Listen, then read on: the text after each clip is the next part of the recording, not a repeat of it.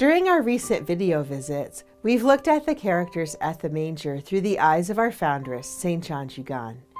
As we close out the Christmas season, I'd like to skip ahead to the gospel scene of the presentation in the temple.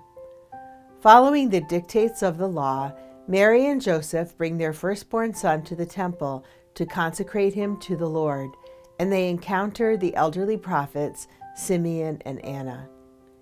I love these two, and I think St. John Jugan would have felt a special affection for them too, because they represent all the aged who are so precious to God. Simeon and Anna remind us of the obscure world of hidden yet holy faithful souls who spend their life on behalf of the Church. These unknown saints are powerful because their prayers arise from pure hearts and ascend directly to God. This was St. John Jugan's life during all those hidden years at the Mother House. As time went on, no one even knew who she was, and no one really paid attention to her. But God saw her, and that was enough for her. She spent her days with God as with a friend, interceding for the needs of the world, and so her life was still fruitful.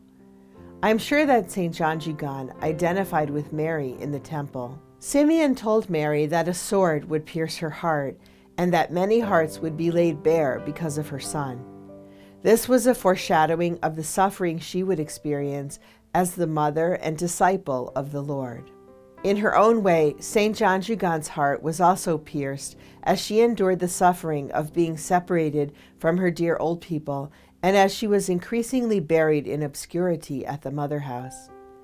This scene in the temple and John Jugan's example of heroic poverty and humility can give us courage in the midst of life's inevitable ups and downs.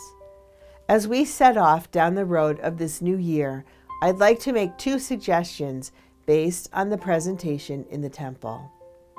First, as followers of Jesus Christ, we shouldn't be surprised when our hearts are pierced by suffering or misunderstanding.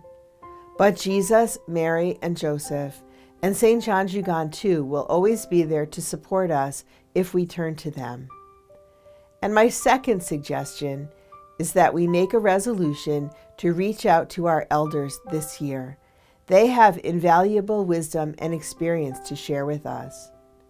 In 2017, let's not give in to the temptation of what Pope Francis calls the throwaway culture. Instead, let's cherish our elders and savor our time with them.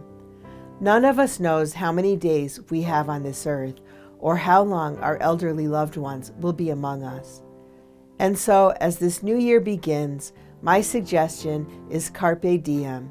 Seize the day to nurture the covenant between generations.